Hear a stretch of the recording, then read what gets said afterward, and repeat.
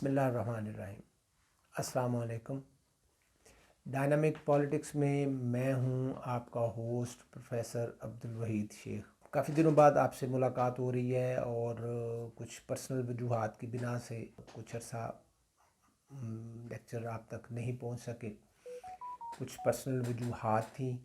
अल्लाह ताला के फजल करम से अब इस पोजीशन में फिर आ गए हैं कि इस सिलसिले को जहाँ से ख़त्म किया था उसको दोबारा कंटिन्यू करें और इंशाअल्लाह ताला वल अज़ीज़ ये सिलसिला अब वक्तन फ़वक्तन जारी रहेगा और आपसे बात होती रहा करेगी। आज एक नया टॉपिक हम शुरू कर रहे हैं और वो है 1973 कॉन्स्टिट्यूशन। इसको आज हम स्टार्ट करेंगे और इसकी जो बैकग्राउंड है, इसका इंट्रोडक्शन और इसकी फॉर्मेशन जो है उसको डिस्कस करेंगे। तो हमारा आज का टॉपिक है 1973 का कॉन्स्टिट्यूशन, पस मंज़र, तारफ़ और उसकी तश्कील। जैसा कि आप जानते हैं कि 1956 का कॉन्स्टिट्यूशन जो था वो कौम को 9 साल बाद नसीब हुआ था और ये ज़्यादा अरसा चल भी नहीं सका था। सिर्फ 2.5 साल जो है ये इसको लागू किया गया और 2.5 साल ये मतलब एक्टिव रहा। इससे ज़्यादा ये नहीं चल सका और उसके ना चलने की बहुत सारी वजूहात थी। कुछ विजिबल थी और कुछ इनविजिबल थी। इसमें मजमूई तौर पर एक स्केच लेते हैं। ख़ास चीज़ हम ये कह सकते हैं कि इसमें जिस चीज़ हम लें तो वो सेल्फिशनेस थी, खुद गर्जी थी, इर्रिस्पॉन्सिबल बिहेवियर था और लालच, हवस, इक़्तिदार, इख्तियारात से तजावुज़। और इसमें सियासतदान भी थे, ब्यूरोक्रेट्स भी थे, जुडिशरी भी शामिल थी और कुछ नादीदा कुव्वतें जो हैं वो भी इसमें शामिल थी। और अल्टीमेटली मुल्क में इसको ख़त्म कर दिया गया और मुल्क में मार्शल लॉ जो था वो इम्पोज़ कर दिया गया। अयूब ख़ान जो अरसा दराज से इसकी उम्मीद लगाए बैठा था और बड़ी ही हवस भरी नज़रों से इक़्तिदार को बड़े अरसे से देख रहा था, बहरहाल उसकी बन आई और उसने इक़्तिदार पर 1958 में इक़्तिदार पर कब्ज़ा कर लिया। इक़्तिदार पर काबिज़ होते ही अयूब ख़ान ने कौम को एक नई उम्मीद जो है वो दिलाई, एक नया कॉन्स्टिट्यूशन देने का प्रॉमिस किया और बहुत सारी उम्मीदें जो हैं वो दिलाईं। लेकिन एक्चुअली उसने अपनी पसंद का कॉन्स्टिट्यूशन देने के लिए पूरा सिस्टम ही चेंज कर दिया। ख़ुद को इख्तियारात का मरकज़ और महवर करार दिया और आइन तो उसने बना दिया, कॉन्स्टिट्यूशन तो उसने दे दिया, लेकिन ना उसने ख़ुद कभी उसकी पैरवी की, अमल किया उस पर, और ना ही वो ऐसे हालात पैदा कर सका कि वो उस पर अमल दरामद करवा सके।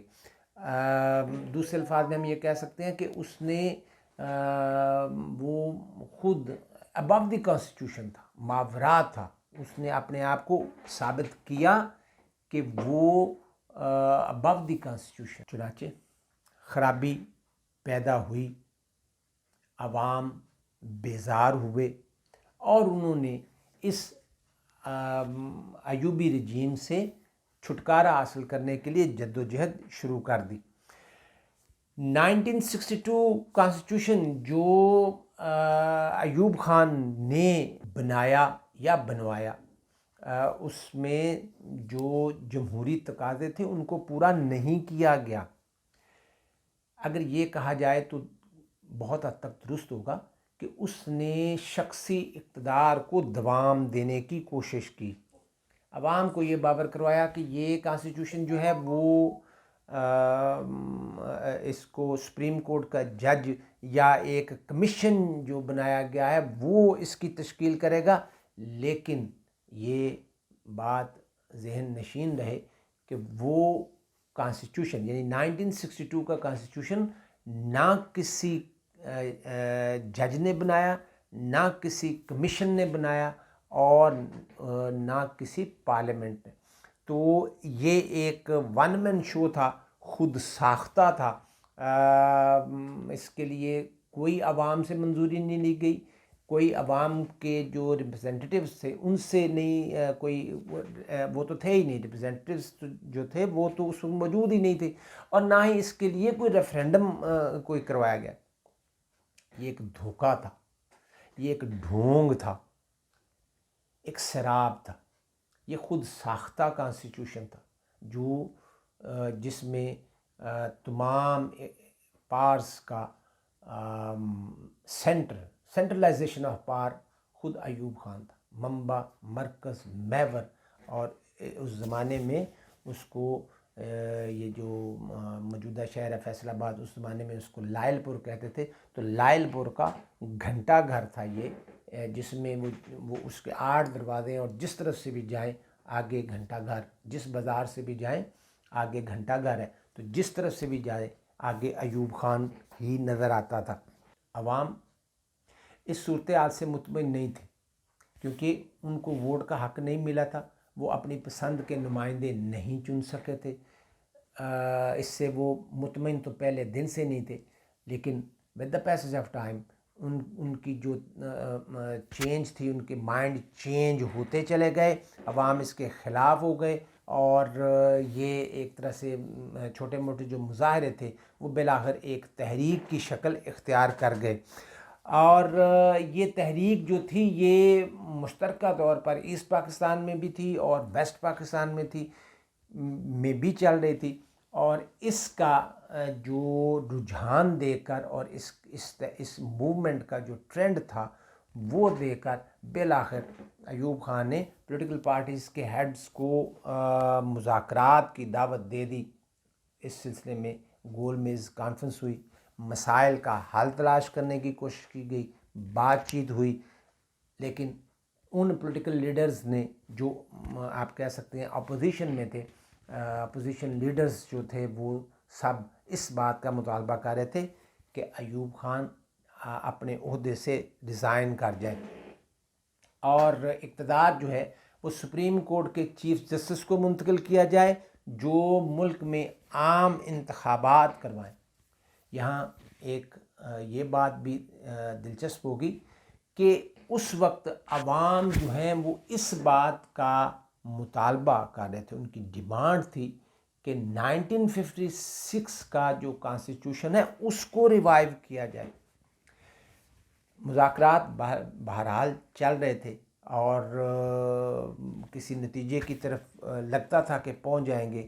ایوب خان نے ان کی اکثر شرائط جو تھی پولیٹیکل پارٹیز کی وہ مان لی تھی، اور جس میں ایک شرط یہ بھی تھی کہ ایوب خان بذات خود آئندہ الیکشن میں حصہ نہیں لیں گے. تاہم ابھی پوری طرح مصالحت نہیں ہوئی تھی، بحران جاری تھا، لیکن ساتھ ساتھ مذاکرات بھی جاری تھے. لیکن ایک اور ستم ہوا کہ اس وقت کے army chief general Yahya Khan نے ایوب خان کو ریموو کر کے اقتدار پر قبضہ کر لیا، اور 1962 کا کانسٹیٹیوشن جو تھا اس کو ختم کر، اس کو منسوخ کر دیا گیا. تمام ادارے ختم کر دیے گئے.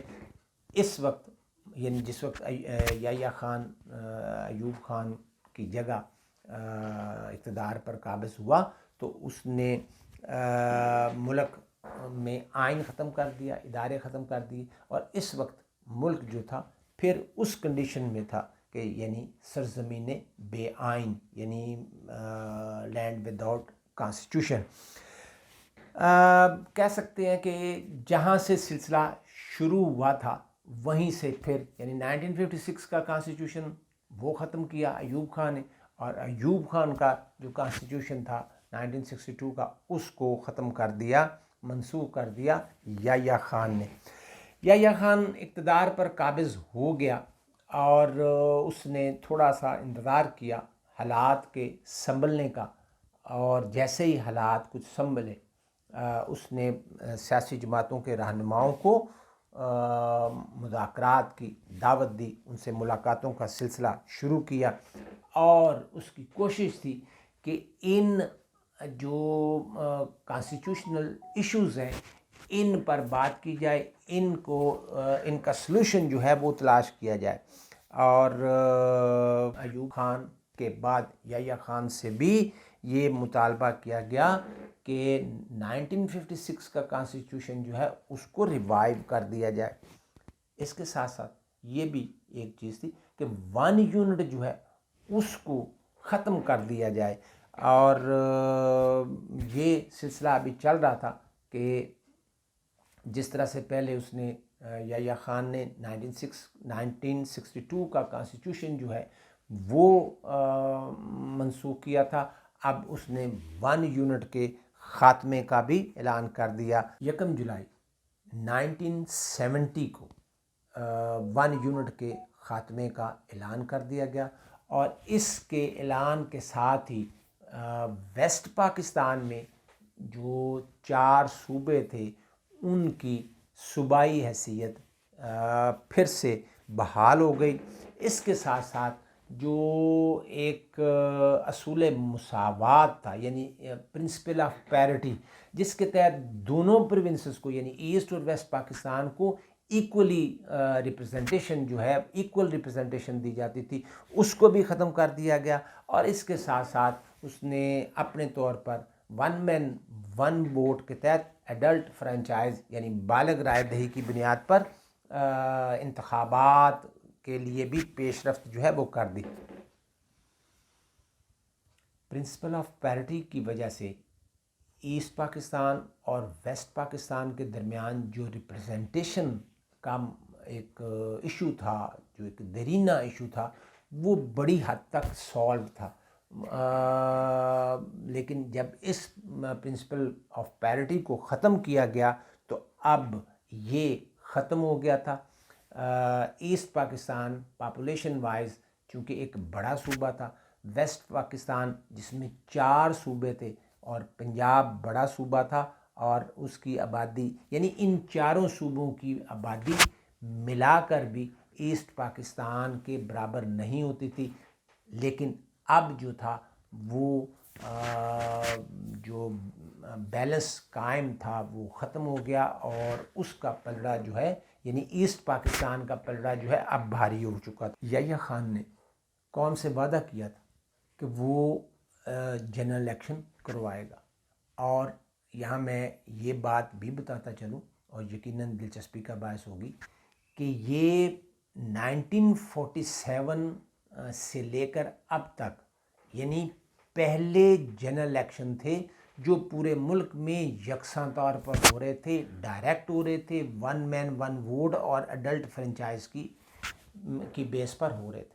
اس سے پہلے یعنی 1947 ٹو 1970 اس سے پہلے پورے پاکستان میں کبھی بھی کہیں بھی اس طرح کے الیکشن یعنی اس بیس پر الیکشن نہیں ہوئے تھے۔ تو یحییٰ خان نے قوم سے کیا وعدہ جو ہے وہ پورا کر دیا، اور اس نے 1970 میں جو الیکشن تھے وہ اپنے طور پر نیشنل اسمبلی کے اور پروونشل اسمبلیز کے فیئر اینڈ فری کروانے کی ایک ہر ممکنہ کوشش جو ہے وہ کی۔ ویسٹ پاکستان میں تو بڑی حد تک کامیابی ہوئی، الیکشن کا پروسیس جو تھا وہ سموتھ ہوا، اور ہر پارٹی کو جس کا جتنا قد کاٹ تھا اتنا اس کو حصہ ملا۔ مگر ایسٹ پاکستان میں صورتحال بہت بدترین تھی۔ عوامی لیگ نے زبردست غنڈہ گردی کا مظاہرہ کیا، غنڈہ عناصر بہت مضبوط تھے، انتظامیہ مفلوج تھی، لیول پلینگ فیلڈ ہرگز نہیں تھا. دوسری جماعتوں کے جو جلسے جلوس وغیرہ تھے ان کو درم برم کیا جاتا، سسٹم کو ہائی جیک کر لیا گیا. ووٹ ڈالنے کی ہرگز آزادی نہیں تھی. دھونس، دھاندلی، پریشر، منفی حربے، ہر وہ طریقہ استعمال کیا گیا جس سے الیکشن کے رزلٹس جو تھے وہ ان کا ٹرینڈ جو ہے وہ عوامی لیگ کی طرف جاتا، اور عوامی لیگ یہ ٹرینڈ حاصل کرنے میں کامیاب ہوئی اور بھاری اکثریت سے کامیاب ہو گئی. ویسٹ پاکستان میں پاکستان پیپلز پارٹی ذوالفقار علی بھٹو کی قیادت میں کامیاب ہوئی، اور ایسٹ پاکستان میں عوامی لیگ مجیب الرحمان کی قیادت میں کامیاب ہوئی. الیکشن کے نتائج یحییٰ خان کے لیے ہائیلی ان ایکسپیکٹڈ تھے. وہ بالکل توقع نہیں کر رہا تھا. اس کا خیال یہ تھا کہ ملٹی پارٹی سسٹم ہے اور کسی بھی پارٹی کو واضح اکثریت حاصل نہیں ہوگی. مینڈیٹ جو ہے وہ ڈیوائیڈڈ جو ہے وہ آئے گا اور کوئی پارٹی بھی میجورٹی حاصل نہیں کر سکے گی. الٹیمیٹلی اس کا نتیجہ یہ نکلے گا کہ صدر صاحب یعنی یحییٰ خان صاحب اپر ہینڈ ہوں گے اور تمام معاملات کو اپنی مرضی سے طے کریں گے اور اپنی مرضی سے چلائیں گے، اور وہ اس عہدہ صدارت کو اپنے پاس رکھیں گے. مگر خاص طور پر یحییٰ خان کے نقطہ نظر سے رزلٹس جو تھے، الیکشن کے رزلٹ، وہ انتہائی ڈس امپوائنٹڈ تھے. ان کے لیے مایوس کن تھے. حکومت بنانے کے لیے ظاہر ہے ایک آگے پیش رفت ہونا تھی، تو حکومت بنانے کے لیے سیاسی جماعتوں سے مذاکرات کیے گئے، اور اجلاس کی جو تاریخ تھی وہ مارچ 3 1971 رکھی گئی. توقع یہ کی جا رہی تھی کہ آئینی عمل جو ہے وہ جلد شروع ہوگا، لیکن ایسا نہ ہو سکا اور پریزیڈنٹ یحییٰ خان نے اجلاس جو تھا وہ ملتوی کر دیا، اور اس یعنی ایڈجرنمنٹ آف سیشن جو تھی وہ ایک خوفناک طوفان کا پیش خیمہ ثابت ہوئی. اس نے وہاں بے چینی، افراتفری تو پہلے ہی تھی، لیکن اب ایک کھلم کھلا معاملات خرابی کی طرف چل پڑے، اور اس کا ایسٹ پاکستان میں شدید ریاکشن جو ہے وہ سامنے آیا. لوگوں میں بہت زیادہ غصہ تھا، مظاہرے شروع ہوئے، اور یہ مظاہرے جلد ہی ایک بڑی تحریک کی شکل جو ہے وہ اختیار کر گئی. اس کے ساتھ ساتھ عوام کی ایک بڑی تعداد تو باغی تھی ہی، اس کے ساتھ ساتھ اس سے فائدہ اٹھاتے ہوئے انڈین ایجنٹس جو تھے وہ بھی ایسٹ پاکستان میں داخل ہوئے، اور انہوں نے وہاں امن و امان جو تھا اس کو تہ و بالا کر دیا. فوج اور باغی آمنے سامنے تھے، اور عوام جو تھے وہ انفارچونیٹلی فوج سے تعاون نہیں کر رہے تھے، وہ باغیوں سے تعاون کر رہے تھے. حالات بہت زیادہ خراب ہو گئے. ان میں بڑی دن بدن تحریک جو تھی وہ بڑھتی چلی گئی، اس میں ایک شدت جو ہے وہ پیدا ہوتی چلی گئی، اور اس موقع کو غنیمت جان کر انڈیا نے ایسٹ پاکستان پر حملہ کر دیا. پاکستانی فوج جو جنرل نیازی کی قیادت میں تھی اس نے کچھ عرصہ ان کا مقابلہ کیا، لیکن جلد ہی جنرل نیازی نے فوج کو سرنڈر کرنے کا حکم دے دیا. ملک اپنے 25ویں سال میں 25 سال ابھی ہوئے تھے، لیکن یہ دونوں حصے جو ہیں وہ اکٹھے نہ رہ سکے اور دو لخت ہو گئے، اور اس طرح سے ایسٹ پاکستان جو ہے اب بنگلہ دیش کے نام سے سامنے آیا.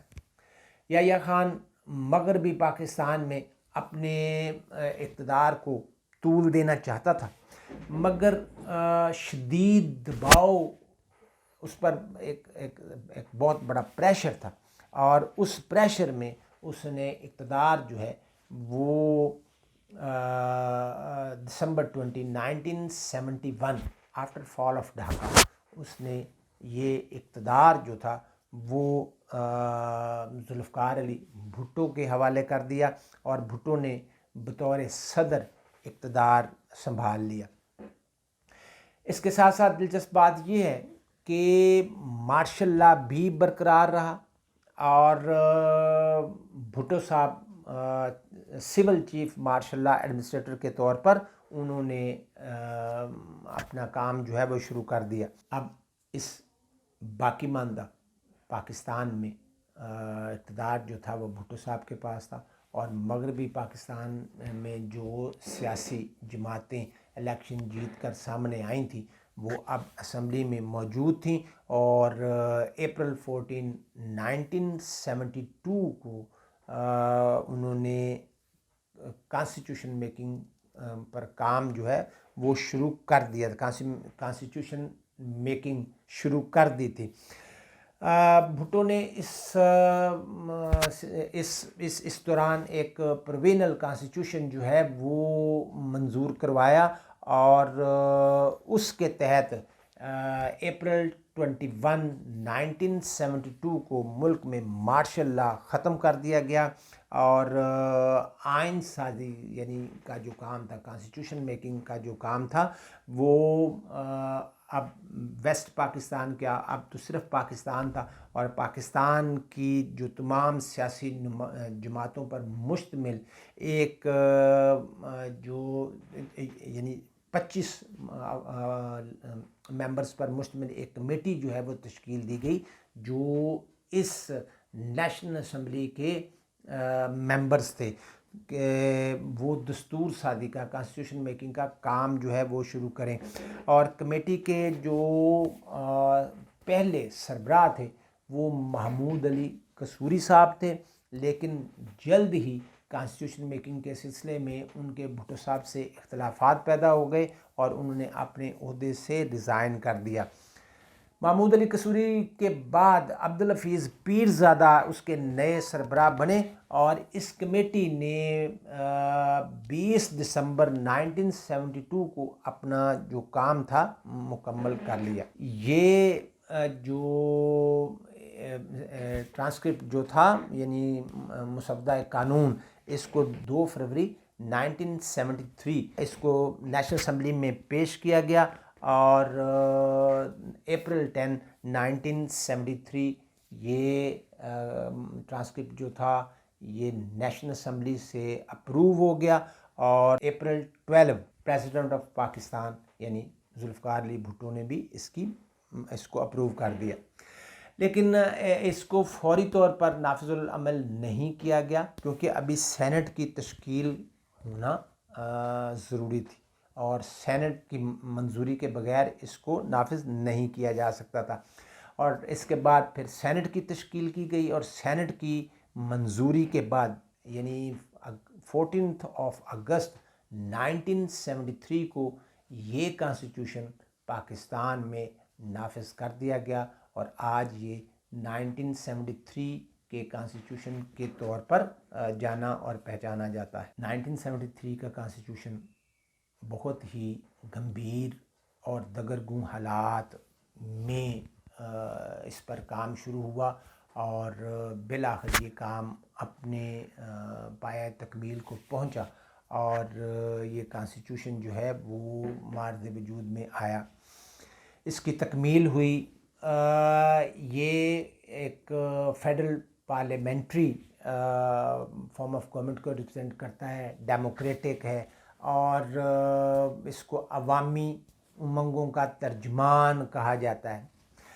اس کو بناتے وقت جو مختلف سیاسی جماعتوں کے نمائندے تھے ان میں شدید اختلافات پیدا ہوئے، اور ان میں جو ہے افہام و تفہیم بھی ہوئی، اور ایک خیال یہ تھا یا ایک مطمع نظر یہ تھا یا ایک ٹارگٹ یہ تھا کہ الٹیمیٹلی اس کو کسی نہ کسی طرح اس کو کمپلیٹ کرنا ہے، اور بڑی سوچ بچار ہوئی، بڑی لیدیں ہوئی، افہام و تفہیم کے معاملات بھی دیکھے گئے، اختلافات کے معاملات بھی دیکھے گئے، اور بالآخر یہ کمپلیٹ ہوا، پایہ تکمیل تک پہنچا، اور اس کو ترا امتیاز یہ حاصل ہے کہ اس کی توثیق جو ہے اس قانون ساز اسمبلی نے دی، اگرچہ یہ دستور ساز اسمبلی جو ہے وہ ایسٹ اور ویسٹ پاکستان پر مشتمل ہونا تھی،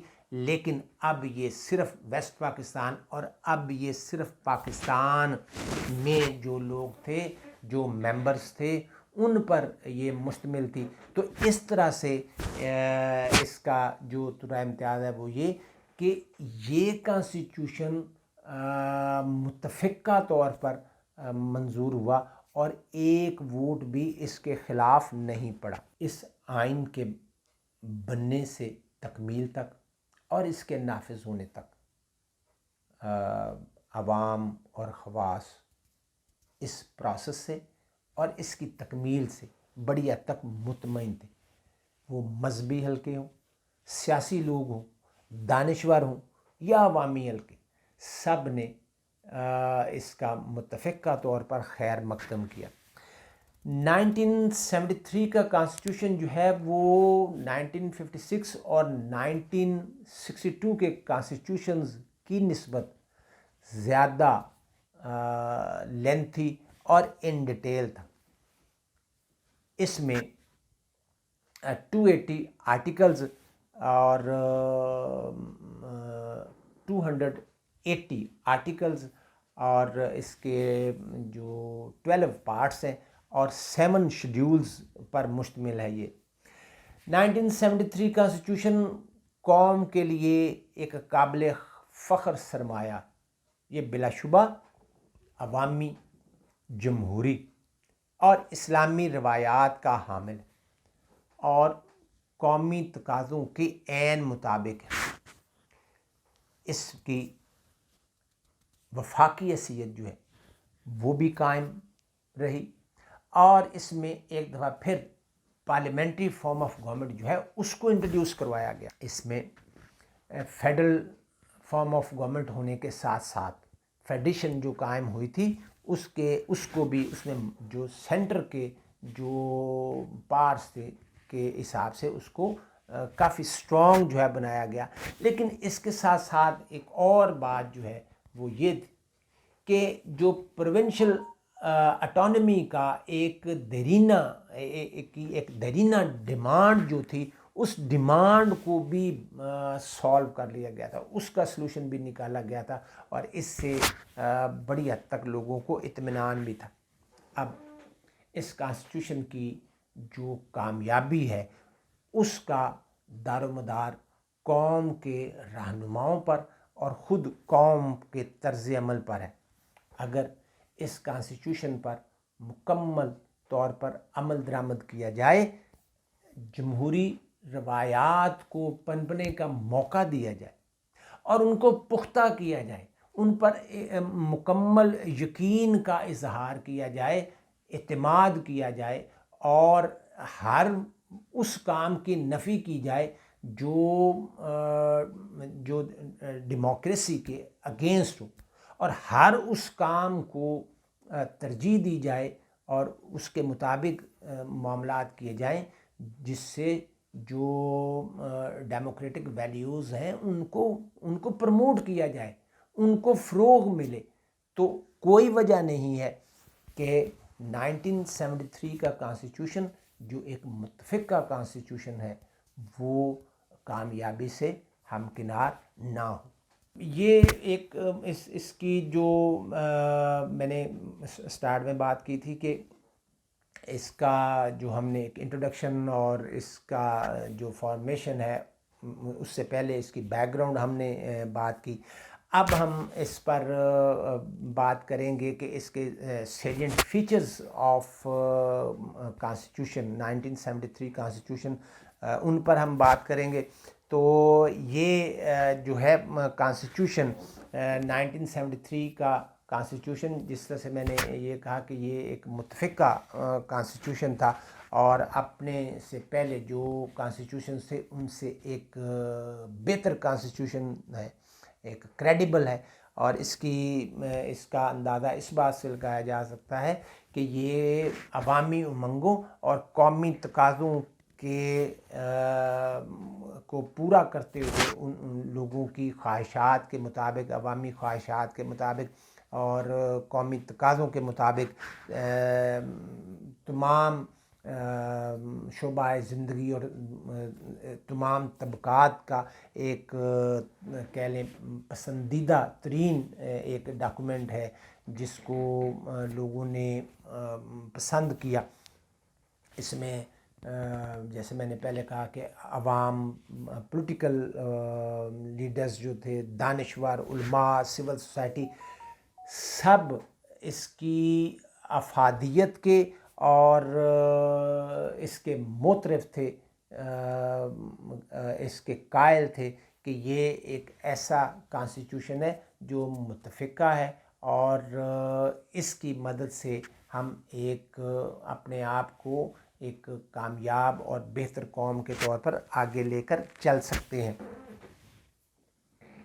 1973 کا جو کانسٹیٹیوشن ہے اس میں سب سے پہلے تو ہم دیکھیں گے اس کا پریمبل، اور اس کا پریمبل جو ہے وہ دوسرے کانسٹیٹیوشن کی طرح ہی ہے، اور اس میں کوئی خاص بات نہیں تھی، لیکن جو آبجیکٹو ریزولوشن جو تھی اس کو دوسرے کانسٹیٹیوشن میں سمپلی رکھا گیا، لیکن اب اس کے پریمبل میں اس کو شامل کیا گیا، اور 1985 کی جو 8th امینڈمنٹ تھی اس میں اس کے مطابق اس آبجیکٹو ریزولوشن کو اب اس پریمبل سے آگے لا کر اس کو باقاعدہ ایک آئین کا حصہ بنا دیا گیا، اور اس ریزولوشن جو آبجیکٹو ریزولوشن 1949 کی جو لیاقت علی خان صاحب نے منظور کروائی تھی،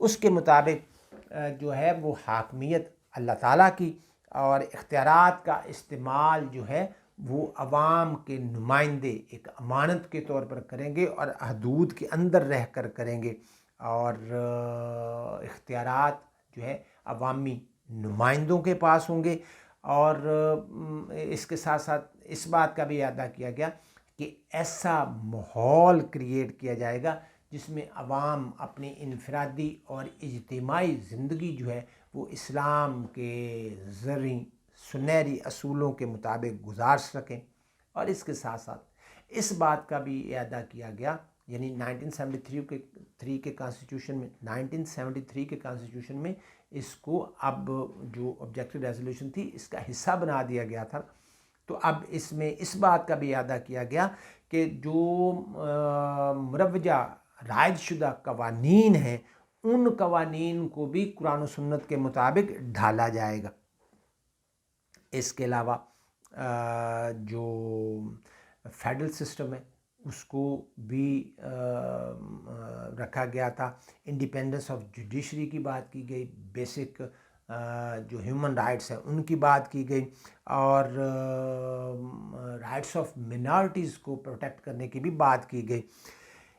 اس طرح سے ہم یہ دیکھتے ہیں کہ یہ ایک چیزیں اب اس کو جو آبجیکٹو ریزولوشن تھی اس کو پریمبل سے اٹھا کر باقاعدہ کانسٹیٹیوشن کا حصہ بنا دیا گیا، اور اگر یہ بات ہم اس کو اس طرح سے لیں کہ اب یہ ایک بطور گول یا ایک ٹارگٹ کے طور پر سیٹ کر دیا گیا کہ یہ ہمارے ٹارگٹس ہیں اور ہم نے ان ٹارگٹس کو اچیو کرنا ہے۔